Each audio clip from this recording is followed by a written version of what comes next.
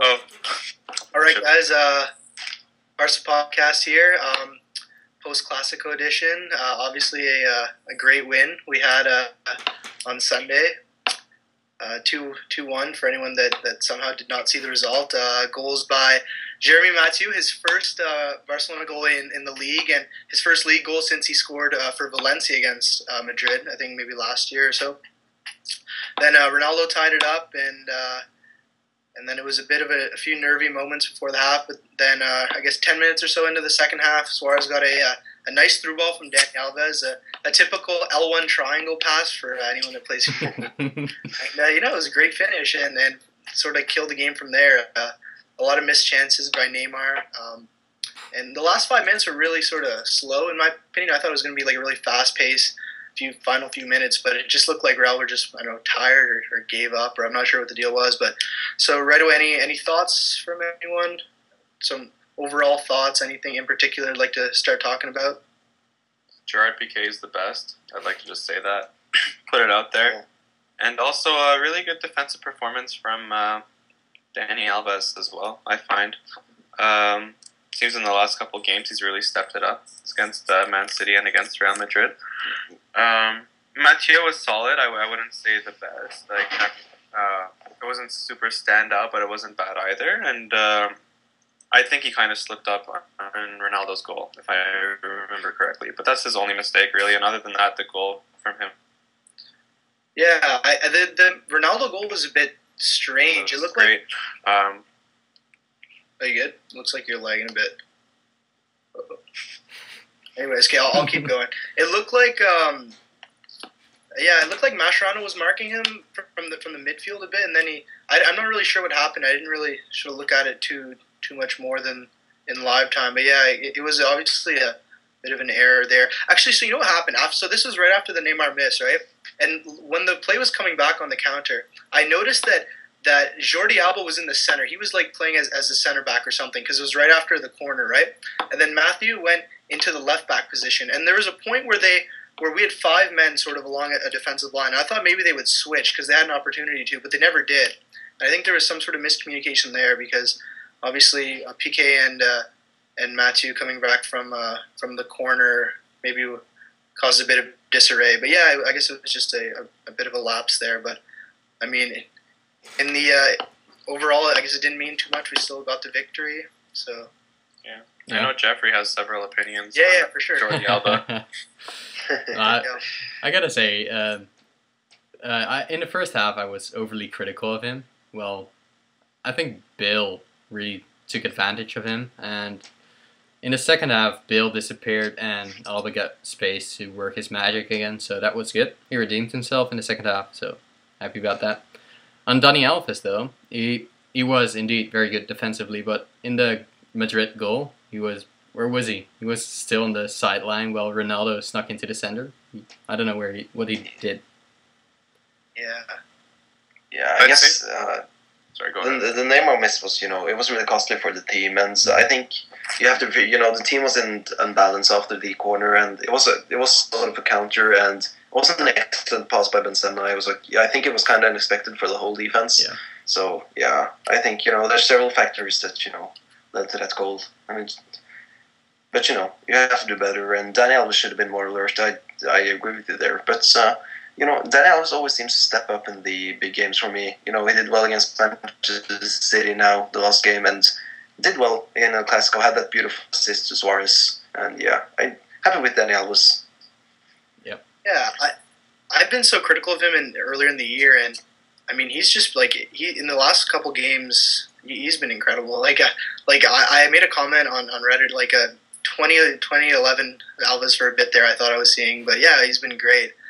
Jordi Alba, it's funny, you mentioned that, Bale sort of took advantage of him. And if you look at all the big games we've had, I guess, last sort of year or so, well, not all of them, but some of them. Last Clasico, I think Mathieu started at left back. Against PSG in the first leg, Mathieu started at left back. Or no, sorry, I'm not sure, but I know Jordi Alba against Lucas Moura did not look very good. And I think that sort of Yeah, when you see stuff like that, it's a bit concerning because I mean he's great against these smaller teams, but he hasn't been, I guess, all that stellar against the big teams. Is that something that concerns you guys at all? I mean, Chip into that. I think the main thing is that his main skill as a defender is his speed. Yeah. And so when you take that factor out of the equation, when he's up against someone who's just as fast as him, like Bale or Lucas, and potentially Robin back in 2012, Robin was the guy who destroyed him too. Yeah. You know, when you take that factor out of the equation, he's kind of left without an X factor over anyone, and then they can take advantage of him. I mean, his skill isn't in tackling or reading the ball and how to tackle like Mascherano or PK, for example. It's in his speed. And so when someone beats him in that, then it's natural that he struggles. Yeah. But he's still an amazing left back, and I'm very glad to have him. Yeah, for sure. Exactly what you mentioned after the City game as well. You were talking about how he had Nasri in his pocket, but as soon as Navas came on, he had trouble. Like all the attacks from City came down the right side. So yeah, but what do you think of that? Can we afford to have someone who gets beaten by pace that easily? Well, I wouldn't say he gets beaten by pace super easily. I just think that's the one time we see him really exposed. But I mean, everyone has their weakness. It's just a matter of how the team comes together to cover for that weakness. Yeah. Like even though Bale was matching him for speed, Bale created nothing really yesterday, in my opinion. True. Do you guys think we should play Mathieu instead of Alba against players like Bale and Robbins and Moura and stuff? I don't think so. I mean, we saw. I think we saw. I don't remember which game it was, but Mathieu did play left back, and it wasn't great. I think was it PSG first leg? No, Madrid. It was our first Clasico. First Clasico? Yeah. I don't remember which it was, but he didn't look great there. And I mean, I don't know what kind of left back Mathieu really is, but I mean, seeing him sort of try to, when he dribbles forward, it's sort of sometimes a bit difficult to watch. He's so tall and he doesn't really do much going forward. But Jordi Alba, if there's a really pacey, skillful winger, he has trouble. But, I guess I sort of have faith in him. I mean, he's shown that it's stellar, I mean, with Spain and with us. So, I'll keep giving him a shot against these top clubs. I don't think I trust Mathieu against the top wingers. I don't know what it is. Just seeing that Clasico earlier in the year. Yeah, I'm not super concerned for him. There's only 2 or 3 players that I can think of that would really leave him in the dust, so to speak, in terms of speed. And we took care of one of them on Sunday.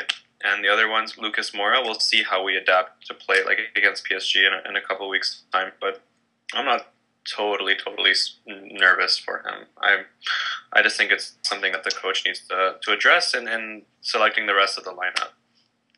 Like with Mathieu behind him, he seemed pretty secure, and Bale was not a threat. Mm-hmm. That's just my opinion. Okay. All right, we can move up the field. So I mean, getting in the midfield. Obviously, Busquets didn't play until late against Real Madrid, coming off his ankle injury. So I mean, what are your thoughts on Mascherano? How do you think he handled it? I wasn't sure, honestly, if he played. I wasn't looking at the game, looking back, I wasn't sure if he was amazing. I don't know. I don't think he was bad, but I don't know if he was amazing. I guess I'm not. I don't know. I didn't get enough vision of him to see him. I mean, how he was. So, what are you guys' thoughts on Mascherano, how he played? I thought he was. Sorry, go ahead. I thought he was good defensively, but you can totally see the difference between Busquets in offense and Mascherano in offense. It's just a world of difference. Mm-hmm. Mascherano, the whole team was kind of getting outplayed in the first half, and Mascherano's good at breaking down midfield attacks. So I mean, it was kind of weird because Madrid were playing so well in the first half that we couldn't really see Mascherano shine in what he's good at doing. But what we did see is when Busquets and Xavi came on in the second half, the entire game changed. Yeah. Now that can be due to several factors. It can be due to Madrid getting just super tired, or it could be due to, I don't know, Messi coming more towards the middle and helping out. But there was definitely a change in control when Busquets came on, and then when Xavi came on as well, which really let us win the game. The last 30, 40 minutes were ours, and I think it's because of Busquets and Xavi. Yeah, that was true. There was a quite a noticeable difference when they came on. Yeah, like you said, maybe it was a case of Madrid being tired, but it's impossible to deny that the game really did change with those two on the field. It was really two different styles we saw Barca play. I wasn't sure, like possession stats. Honestly, it looked pretty even early in the game. I don't have an actual statistic, but I mean near the end we had the ball the whole time, and it didn't even look like Madrid were going to come close to scoring. So yeah, it was good to see Xavi and Busquets coming and control the game like that. Any thoughts on Rakitic and Iniesta in that game? I don't have much to say about them, but I'm glad you mentioned the possession thing because around halftime it said 51 for Madrid and 49 for us. Oh, wow. Plus, we were playing a totally non-possession based game and playing, for the counter. And I was just thinking to myself, like, if we don't pull this off, there's going to be a lot of backlash on Enrique because not only are we getting outplayed in our own stadium, but we're also being outpossessed.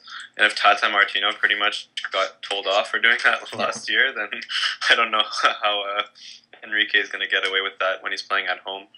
But thankfully, the last 30, 40 minutes tilted possession in our favor. And I think that was, it made everything, rectified everything. Yeah, actually, it's funny that you mentioned that he would get crucified by the press and and everyone. But I think Cruyff said something about it, right? He said something about how Barca won, but he didn't like the way they won. I think I saw a headline something about that. Which obviously, if there was someone to make a comment about that, it would be Cruyff. Did you guys read the article? Did he? I mean, I did. Yeah. I think, he's not wrong. We all wish that our team played better in the first half, but one, we needed the win. Yeah. Two, we played very well in the second half by Cruyff standards, I'd say, with Xavi and Busquets. And, in an ideal world, would we like to play that way for 90 minutes? Sure, but you can't pick and shoot.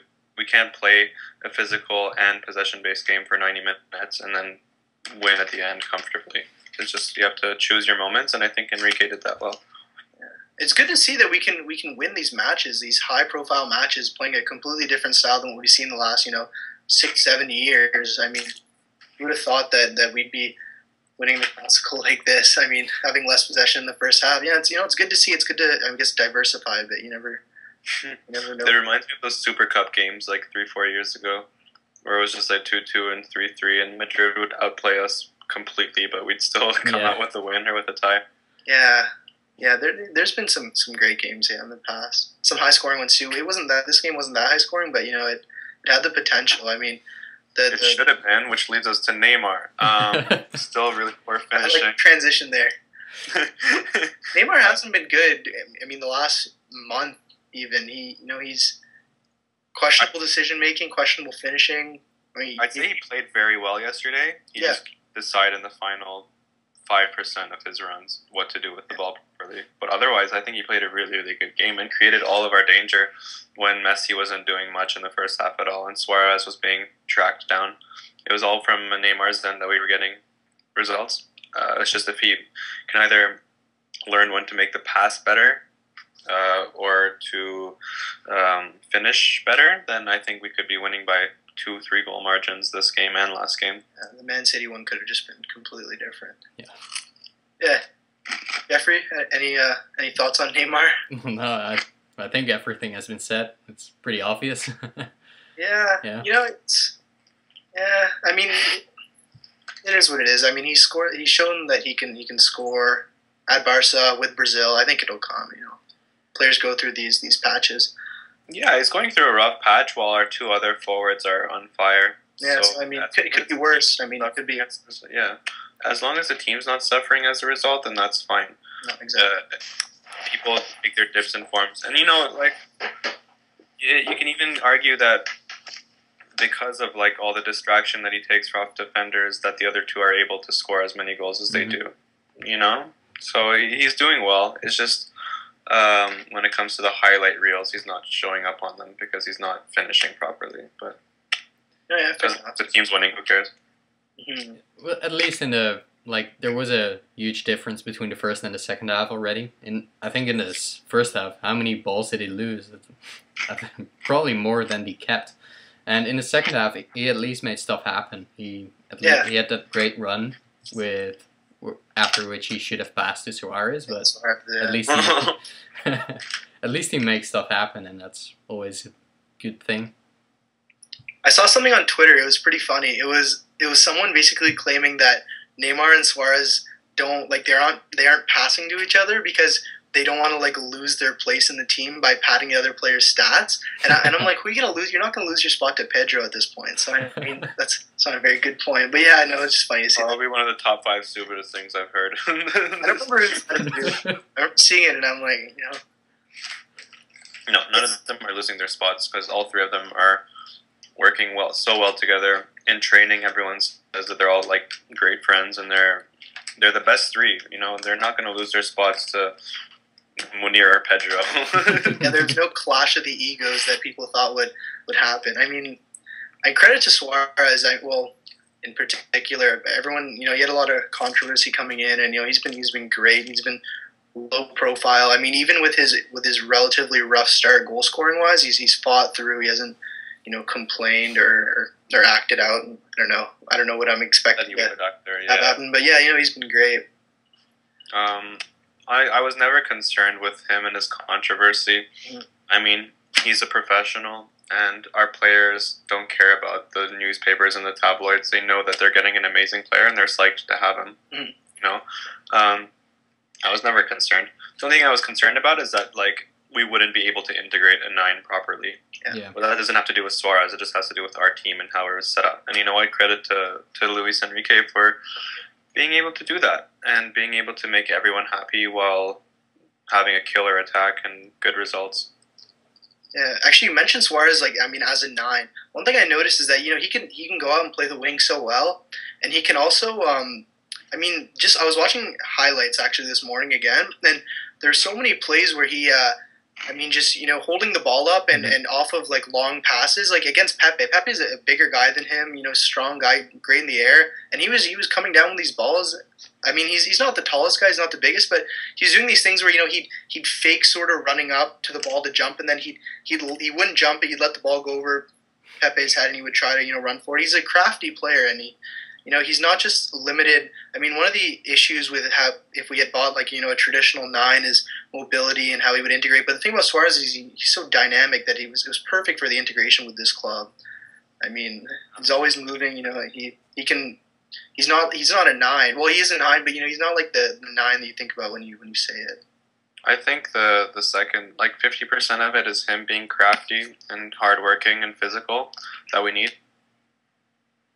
The other fifth space for him because previously was that Messi would not have space to work properly, and the team would suffer as a result. But because he's been put on the wing and used effectively as well, and selectively chooses when to go into the middle and when to go on the wing, and him being very smart in that aspect, combined with this, is what makes the team work. Because otherwise, they would be clashing, and not ego-wise, but just physically clashing in that area. Each other or something, yeah. Yeah, and that, yeah, and that was the problem with several of the forwards we tried to play. We wouldn't have space. Before it was Fabregas and Messi. Before that, Ibra and Messi. Villa never had that issue because he played on the wing fine. And who else have we run through that just didn't work out at number 9? Oh. But that's about it. But either way, the 3 big names that we had would always clash with Messi. But now we found a way to integrate a new one, and it's fun. It's good. Yeah, it is. It's good to see. Actually, one thing I want to bring up, not really related, is near the end. I mean, final sub was, I think it was Rafinha, right, coming on. Yep. You usually expect to see Pedro there. Does that mean anything to you guys? I mean, higher meaning. Nah. Pedro, veteran player, and you'd expect him to come on there. It was he came on for a winger too. I mean, maybe you want to put another player in the midfield. I'm not sure actually where Rafinha ended up playing. I didn't really. Yeah, I played in midfield. I think we switched to more 4-4-2 Italy near the end. Yeah. And I guess Lucho said at the press conference that he wanted, to bring on a player that could, secure us the game and, work hard in the midfield and also try to score another goal. And I find Rafinha to be the, perfect player for doing that instead of Pedro. Yeah. It's a classic Guardiola move. Yeah. And also, we talked about a bit on the last podcast about, we hope Lucho has learned tactically from the last El Clasico, and that he has a better understanding of what to do now. And really, we want to compliment him for the changes he did, like how he brought Messi down to a bit deeper, and the changes he did at halftime. That kind of changed the game for us. And in the 60 minutes, very dominant. So kind of want to compliment him for that. The one thing I really noticed from the last Clasico, I don't really, remember the previous one all that much, was the midfield we played in that match where we didn't really have control whatsoever was Xavi, Iniesta, Busquets, the typical the midfield that we've had for so many years now. But I guess maybe Xavi can't handle the early game pressure by Madrid, and it comes in at the end, like you guys were saying, and he's able to dictate pace so perfectly. It was textbook Xavi, to be honest. He was. I was talking with a friend who sort of watches soccer, not all too much, but I was explaining like Xavi's he's a small guy. He's not the fastest. He's not the strongest. But he's probably one of the most comfortable players. Like if he has the ball under pressure, I'm not worried. It's funny. Usually you want like a big strong guy that can dribble out of trouble. But Xavi, he's not even the top notch dribbler. But I always feel so calm when he has the ball, and so does he. Didn't that happen against PSG this year as well? That's Xavi was subbed on, or we weren't having any control in the midfield at all. And then Xavi was subbed on around the 16th, 17th minute, and he completely changed the entire game and controlled the pace and stuff. I think that happened against PSG as well. Yeah. I do remember some of that. It's the role that he's going to thrive in as he gets older and older, and the longer he does. You can't expect him to give 90 minutes in such a high intensity match and still maintain a high level of performance. But what you can do is, if you're going to get a good half out of him, to use it in the second half and close the game when you're in these high stress, high pressure games. And he did that amazingly. When he came on, he changed the game. Yeah. Him, Messi, and Busquets are just connecting boom, boom, boom triangles. And then Alves too. I was seeing that a lot. A lot of Dani Alves. There's Madrid as a team got gassed by the 78th, 80th minute, and that's not... I think it was almost the 60th minute. They're really tired. They didn't even have Champions League midweek. I don't know, why. Maybe they just, sort of... It's because Modric fell back. Modric isn't fully fit yet, and he's the heart of their team. The second he started getting gassed at 60th minute, the whole team just got deflated. Yeah. And they look not doing anything. And it's Modric dependencia instead of Messi dependencia. Yeah. After we subbed on Busquets and Xavi, they seemed done. They had one big chance, I think, the deflected shot by Benzema, but that try was saved. That was it for the last 30 minutes. Yeah, I never really... usually in a Clasico, even if we're up by 2, I remember being last year when when Alexis scored the chip goal. I remember we were up by 2, or were we? Yeah, we were up by 2. Yeah. And Hesse scored. I don't know if you guys remember. And I remember being so, even when it was 2-0, I was like, oh, this, I don't feel comfortable. But, this game was 2-1, and it was weird. 10, 15 minutes left, I was like, I don't think, I was just so calm. I don't know, it was a weird game. I think Madrid, in the final 30 minutes, only had one shot on our goal. Was that the deflected shot by Benzema? Yeah. Yeah, exactly. That was a huge chance as well, though, but, that was really lucky. What a save. And... that was a great save. Yeah. Brown did well yesterday. I don't think he could have done much with the goal. Yeah. Or not yesterday, but on... Sunday. Yeah. We've had some great... last week we've had... Ter Stegen stopping the penalty against Aguero. Yeah, that was probably a huge confidence boost for him. Yeah, exactly. Especially, he went walkabout earlier in the game. That was pretty funny. What a guy. Yeah. Yeah, but I got a heart attack with that. Yeah. And to Aguero as well. Never end up being goals. It happened, but I was sort of I don't really know what Aguero can do there. We had sort of 3 guys along the line, and he was so far out, but it was a bit risky. He tried to shoot, but he shouldn't. Actually, he should probably have passed it instead. Yeah. But his confidence... I think PK player did or something. Yeah, PK was the one that headed it. But his confidence is just off the charts, which is nice. After the game, he's said, I would just do it again. It's just my style. You have to deal with it. So, okay. Yeah. And the penalty, you saw his face after he saved the penalty, and he looked so proud. Yeah. And I think Banged the game, his chest, yeah. yeah, he looked really proud. I think that meant a lot to him, Yeah. to be honest. No, it's good. And to be fair, it was a really important save as well. City would probably have gotten a lot of confidence for the last 15 minutes if they scored that. I honestly think our chances of going through would have been much, much, much harder had they scored that. Because, exactly as you said, they get a huge confidence boost last 15 minutes. All it takes is one header, one corner kick. Yeah. Yep. And then it's that extra time. Yeah, But we could have taken them on extra time just because, playing a team like Barcelona after 90 minutes, you're gassed. Like, you can't play more than that properly. So The way Joe Hart was playing, though, you never know. He was. It's true. It's very. Jesus, that was insane. Yeah. I'm getting my fix of the Champions League match. I didn't get to come on for. I wasn't able to come on for the last podcast, so. Yeah. I think we covered most of that. Joe Hart was insane. Yeah. Casillas wasn't that good, I think. He had some important saves, but, should probably have done better at the Suarez finish, although it was excellent. But, he looked... They showed the slow motion angle of the Suarez shot, and it went right under Pepe's foot. Like I think it was a bit harsh blaming Casillas there. I mean, that was the one spot where it was a perfectly placed shot, and it's incredible that it didn't even take a nick off. Well, it did take a nick, but not even enough to put it wide. Yeah. There's they're pretty. Real Madrid supporters are really overly harsh of Casillas. Sometimes. They're overly harsh of most of the players, to be honest. But he doesn't look as confident as he used to. You just think, that's couldn't have sure. done much about the Matthew header. To be fair, though, he made some really key saves. Yeah. He did. That's one by Jordi Alba. See, so it could have easily. It wasn't Joe Hart level, but it could have easily been 4-1 if it wasn't for him. So I mean, he wasn't great, but he wasn't horrible either, in my opinion. That Alba chance really reminded me of the World Cup final goal against Italy, speeding through the entire defense, and there's nothing you can do as a defender. You can just watch him go past you in 200 kilometers an hour.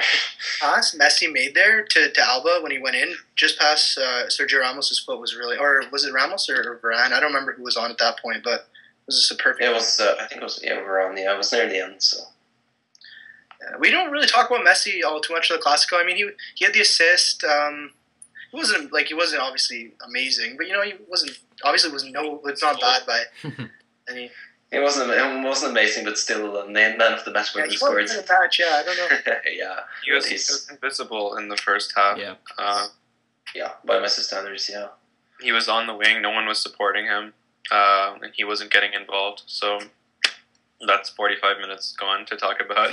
And the other when Busquets and Xavi came in, he played very well and he connected with them and made some really key passes that he should have had another assist as well. I think when he had one great run where he chose to pass to Neymar instead of Suarez. And if he passed to Suarez there, it would have been a goal 9 of 10 times. But I do see that often. That him and him and Neymar pass preferentially to each other. Yeah, sort of leave Suarez out of it a little bit. I don't know. Maybe Neymar is just talking to Dani Alves a bit too much. but yeah, it'll probably come though with time. Suarez still hasn't been there he's been playing for 6 months now, 5 months. Not even 4 or 5. Yeah. So November, I think we're going to see him. We know how long it took Neymar to get fully implemented to the team. Took a season, so we'll see next season. Yeah. For sure. The other thing about Suarez, I mean, this gets overlooked quite a bit. He was, he's coming off pretty major knee surgery as well. I mean, I don't know if it was major knee surgery. Is knee surgery for a footballer that's pretty around the World Cup time. So depends how. Yeah. I mean, not getting a lot of game time after knee surgery. I don't know, could have had an impact too. Just trying to. Yeah, he played 1 or 2 games in the World Cup. Yeah, I guess he played one against England where he scored 2, and then against Italy where he beat Chiellini.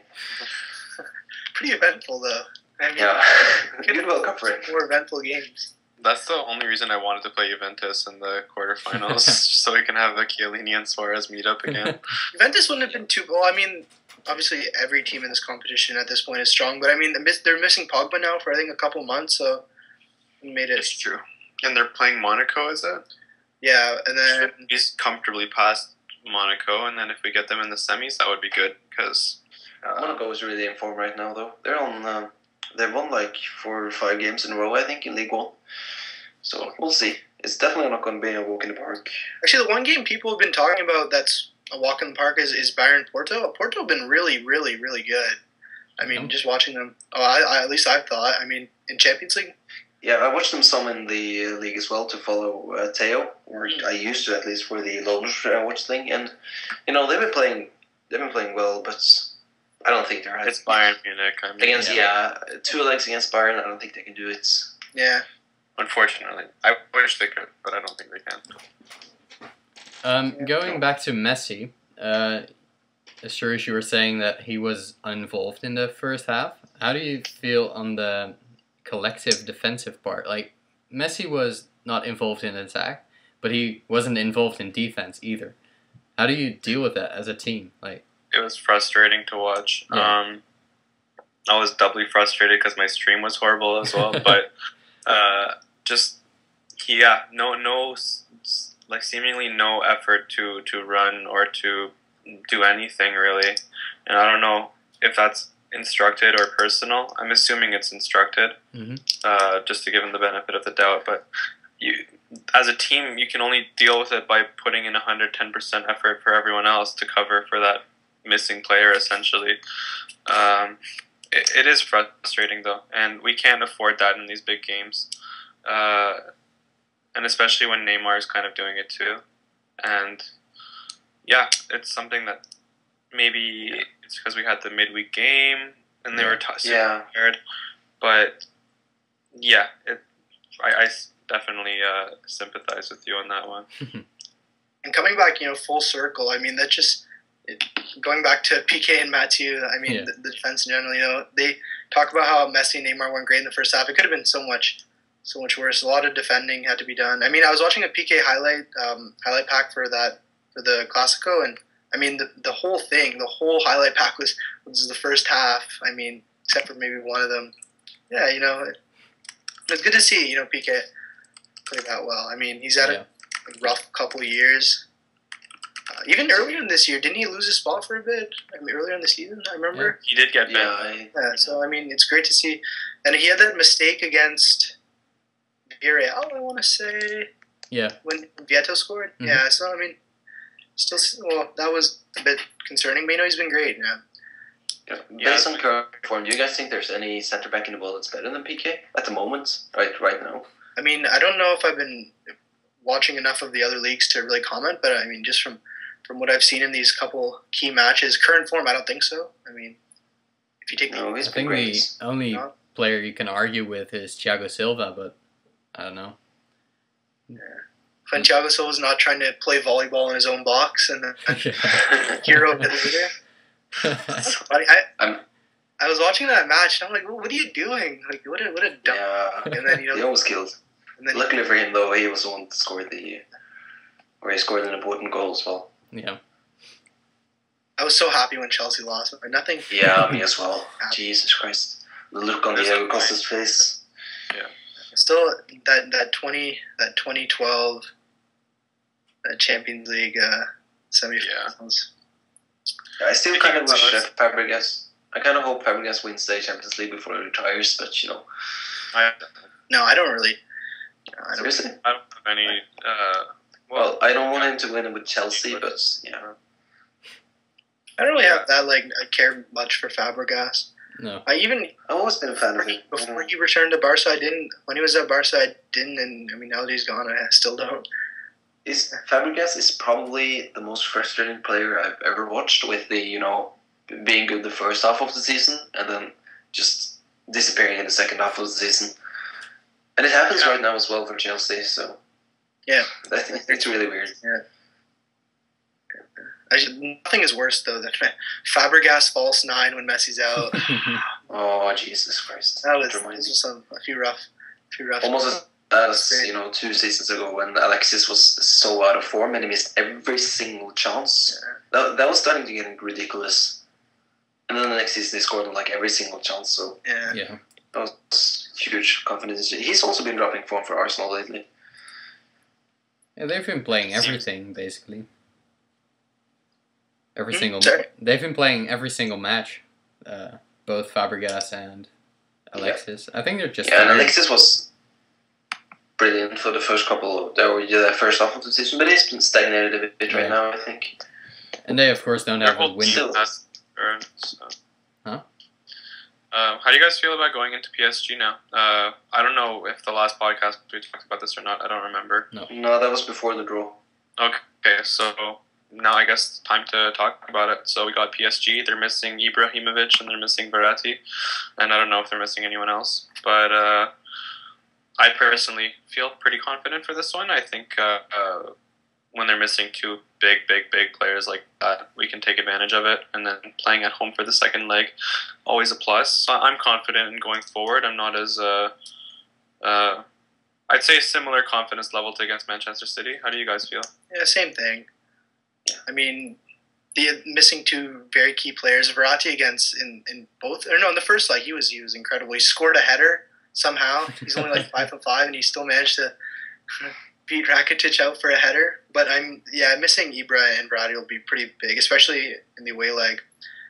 And I mean, missing Ibrahimovic means that Cavani. I mean, if Cavani is on his form that he's had the last few months, even a couple seasons, then I think we'll be okay. I mean, now that I say that, he'll probably score 3 goals, but... Well, if Ibra's out, then we can definitely see him playing as a number 9 finally. Yeah. And that's where he's most dangerous, and that's why he hasn't been as effective for PSG in the last couple of years, because he's been playing out on the wing. But even then, when he does get his chances, he's been pretty poor finishing. I mean, isolated from the fact that he's playing on the wing, when he does get those chances in the box, he's been quite poor. I mean, he had some huge chances against Chelsea. From that, but but he's also the only person really playing against Chelsea, so his work rate's really high. Yeah. That's one of the problems about meeting PSG is that they play. They have such high intensity when they play, and that's the kind of play style that Barca seem to struggle playing against. We see that against Real Madrid in the first half yesterday again on Sunday, and we saw it against PSG in the group stages, and also a bit against Manchester City for small parts of the game. So we'll have to deal with that. So I'm a bit worried, but we're the favourites by far. The first leg against PSG, there's so much that, I mean, number one, the lineup, there's a lot of experimentation in that lineup. Well, not a lot, but I mean, Mathieu playing on the left. He did play on the left that game. I'm not I think I've said this a couple times. I'm pretty sure he did. Do you mean the home game or the away leg, the 3-2 away? No, I don't think so. No, I think El Clasico was the first time we played left back. I think so. Okay. Regardless, I mean, I remember Ter Stegen made a mistake in that leg. Yeah. There was a shot. I don't remember exactly. I know. They scored 2 goals and we scored 1, then they scored 1, then we scored 1 right after. Neymar and Messi played amazing in that match. I don't remember too much, but I mean, all I remember is Verratti played amazing. So I mean, let's hope that's enough. I think we'll be fine. We're on great form now, as long as we don't trip. What do we have this weekend? It's Celta this weekend. It's international break. It's international break. Next 2 weekends after the. Then we have Celta. Yeah. Okay. Yep. And Lucho's former side. Yeah, and we lost to them in Camp Nou, so... Yeah, we lost points against them last time. That wasn't good. It'll be time to get some good revenge. And then, after that, we got Almeria. And then Sevilla, right? Sevilla away, which is always a hard one. It's always hard fought. And then we get PSG away 4 days later. So, yeah, that's going to be tough. Sevilla's the big one. Can't lose points against them. But if there's going to be a game where we're under threat of losing points in the next month, I'd say that's probably the one. Regarding Sevilla, what do you guys think about Deulofeu and Denis Suarez? They're not getting any playing time at all now, to be honest. It's like Deulofeu isn't even getting picked on the bench. No. Yeah. And Denis Suarez is, he's being subbed on in like the 80th minute lately, or not even at all. So it's. If I'm not mistaken, I think it's because they mentioned their excitement to come back to Barcelona or something. Exactly. Pretty much. And so their managers butthurt. We're not too happy about that. I think, so I don't know. I think that's stupid from the manager. Just play season by season and pick the players that are going to win you football matches. I don't know. Yeah, and it's so sad because Denis Suarez was so good in the beginning of the season as well. It was absolutely brilliant. So you could argue we need someone like Denis Suarez in the team or one day, I think, especially with Iniesta. I think we have to admit that his son, he's not going to get any better than he is right now. And Yeah. well, Yes. I think we're going to need someone like Denis Suarez, who is very similar to Iniesta. I think he has very good dribbling, and even though he's not the fastest, he takes advantage of his dribbling and great passing. And yeah, they feel very similar, except that Denis Suarez has a bit more here. Actually, speaking on that point, I mean, rumors, floating around. The board have been looking at Mateo Kovacic, Inter player. I mean, possible Iniesta replacement. I mean, you hear the rumors, but I think he's a similar player. I think. He's only 20, I think, 21, 20 maybe. Yeah. Oh, So I definitely think we need, to strengthen our midfield, though. Yeah, no, for sure. I think if there's two players that could make a world's difference, it would be David Silva. Yeah. And Koke. Those two Possibly Isco, I think. No, but he would never come. exactly. Of course, he wouldn't come. Isco would have been fantastic for our team, I But think. Silva would be very, very, very good, I think. Yeah. Because he can play like Xavi, he can play like Iniesta, and he's very versatile. How old is he? Like 26? Yeah, Silva's a lot older, I think. I think he's... Yeah, Silva is like 28 or 29, I think. Oh, really? Yeah. Okay. Yeah. The other thing about Koke is I heard his buyout clause is like 65 million euros. I mean, something crazy like that. Yeah. I don't know. Especially buying from that. Well, maybe there was something to do with that David Villa deal that we don't know about, but yeah, I don't know. Maybe a bit too expensive. But yeah, I still have hopes for Olivier Torres to come to us one day. Oli Torres. How's he? He looks fantastic. He's been playing great for Porto as well. He's injured now, I think, but he's been great. Yeah, it'll be interesting to see, especially with the transfer ban. Yeah, Things. looking forward to the transfer window this summer, considering how they're hinted towards us signing players and letting them play until January. So I think we'll see some activity from Barcelona, even with the ban up. Anyways, I think we've covered all the points at the Champions League draw, the Clasico. So yeah, any closing, final thoughts? Like to say bye to everyone watching. I was in the middle of looking up something, the stats for Denis Suarez. I just wanted to let that out. In 2014, he played 956 out of 1,350 minutes. In 2015, he played 270 out of 1,080. Jesus. So, yeah. It doesn't even make any sense. One of the last games he played before they started benching them and stuff, he scored that really nice goal as well, where he raided the midfield and played the 1-2 with Bacca, I think, and then scored a nice goal. Yeah. And that was one of the last games he played, and then he was just been on the bench and subbed in on the end. So, and Deulofeu was looking better and better as well, and now he doesn't play anymore. Yeah, it's unfortunate, and I mean, this loaning players out is such a recent thing too. You never see this before. No. It's a bit unfortunate. I mean, it also comes with the fact that we have so many. I mean, if you look even a year down, Adama Munir, Sandro, you go another year down, Sungwoo Lee and Carlos Elena. I'm trying to not sound stupid here, but yeah, there's a plethora of talent. So maybe it's a necessity with all the talent, but yeah, I just wish that he would. I never knew. I didn't think Sevilla would be, especially with Unai Emery. I don't know, something about that guy. I don't like him, but maybe if he went to Celta or something, he got more playing time. I was actually really optimistic before the loan started. When I heard it was going to get loaned out to Sevilla, and it looked really promising, especially for Denis Suarez, where he proved that he could play a role in the starting 11 for one of the best teams in La Liga, and suddenly nothing. So I really wonder what happens. Yeah, I mean, even the Deulofeu loan to Everton. I mean, sure, yeah, great club, but he's not going to get the maximum amount of playing time there. Isn't that what you want? I mean, I'd rather see these guys. I'd rather have our own Getafe or something where we can loan our players there, have them play top flight. And I think Deulofeu and Denis Suarez is a bit too good for that, though. And to be fair to Deulofeu in Everton, he was playing really well for a period, and then he got injured right as he started to look good for 2 months or something. So Yeah. Anyways, I think we'll wrap it up here. We have the international break, so hopefully no injuries. That's always the knock on wood. I mean, we had a bit of a messy scare earlier today, but it ended up being nothing. But yeah, so we'll try to make these a more regular occurrence. We've been slacking a bit. But yeah, it's been good talking. You know, obviously this would have been such a different podcast if we hadn't have won the Clasico or even had drawn. So yeah. There probably wouldn't have been a podcast. Not a podcast. I think that's what happened. We had a bad. That happened last time. Yeah. Stupid. Yeah. I know this finish off. You probably have more talking points, but yeah, there's not much to talk about. Really, it's just one game. There's only so much you can say. Yeah, exactly.